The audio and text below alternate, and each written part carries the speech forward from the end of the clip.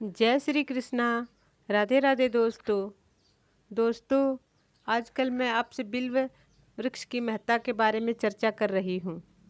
आज की वीडियो में हम जानेंगे कि बिल्व वृक्ष के नीचे दीपक जलाने की क्या महिमा है, बिल्व वृक्ष के नीचे दीपक क्यों जलाना चाहिए और बिल्व वृक्ष के नीचे दीपक जलाने के क्या फ़ायदे हैं। दोस्तों, बेल वृक्ष को महादेव का स्वरूप माना जाता है।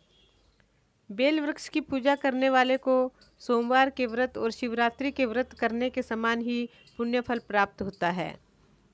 बेल वृक्ष की पूजा और परिक्रमा करने से सभी तीर्थों के दर्शन का फल मिल जाता है।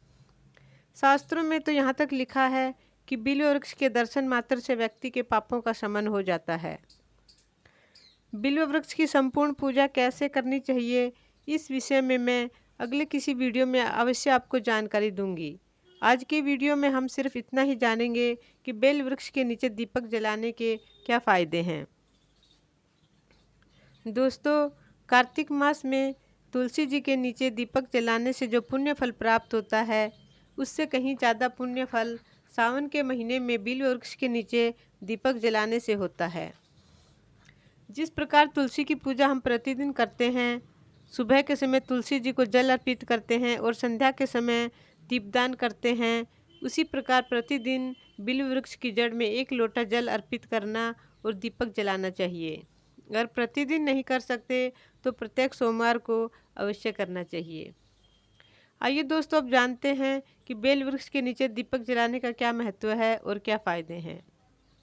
बेल वृक्ष की जड़ में 1 लोटा जल अर्पित कर उसके नीचे दीपक जलाने से संपूर्ण तीर्थों के दर्शन का फल मिल जाता है।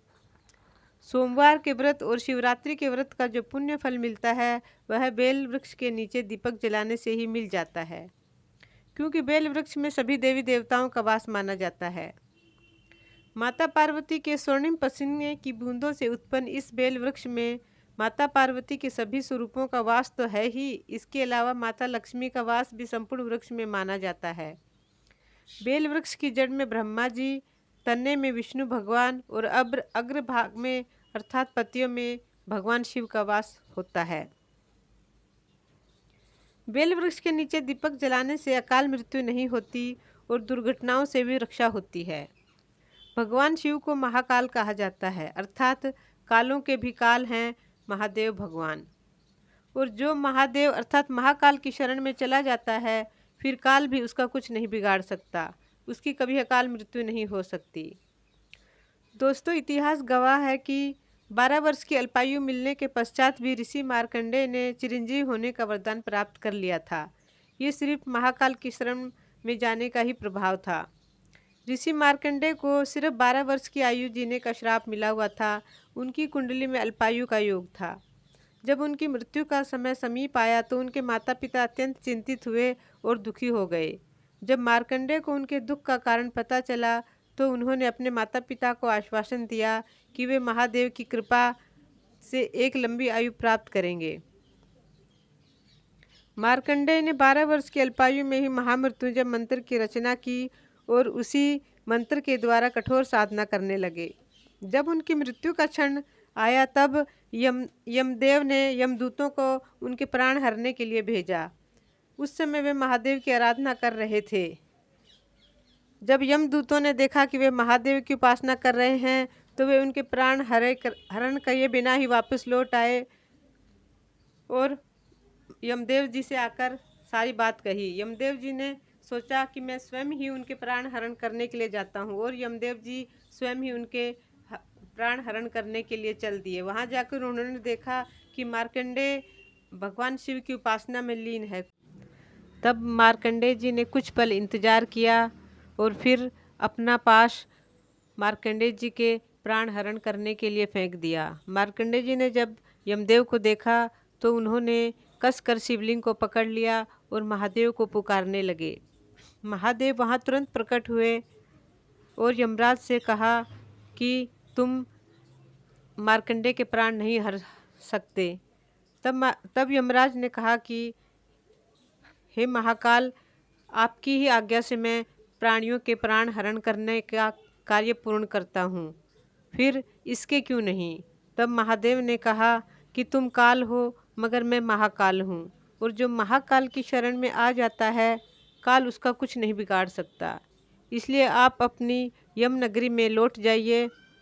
और यमराज को बिना प्राण लिए ही वहाँ से जाना पड़ा।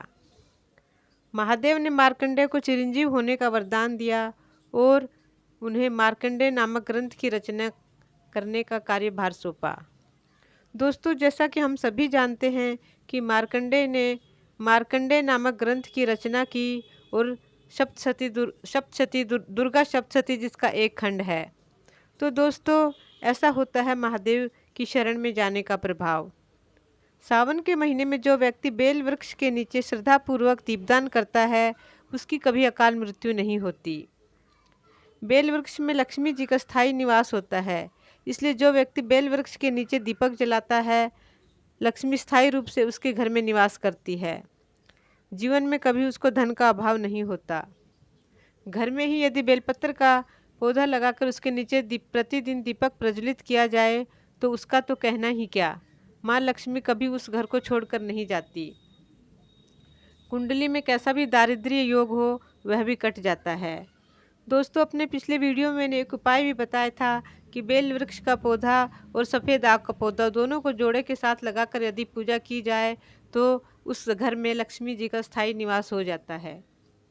तो दोस्तों, ये थी बेल वृक्ष के नीचे दीपक जलाने की महिमा और उसके फ़ायदे। आशा है वीडियो आपको पसंद आई होगी। वीडियो अच्छी लगी हो तो लाइक, कमेंट और शेयर अवश्य करें। धार्मिक जानकारी प्राप्त करने के लिए मेरे वीडियो को सब्सक्राइब करें और बेल बटन को दबाएं, ताकि समय समय पर मेरे आने वाले वीडियो की नोटिफिकेशन आपको मिलती रहे। आज के लिए बस इतना ही दोस्तों। अगले वीडियो में फिर मिलती हूँ एक नई जानकारी के साथ। तब तक के लिए जय श्री कृष्णा, राधे राधे दोस्तों। आपका दिन शुभ हो। वीडियो अंत तक देखने के लिए धन्यवाद। हर हर महादेव। ओम नमः शिवाय।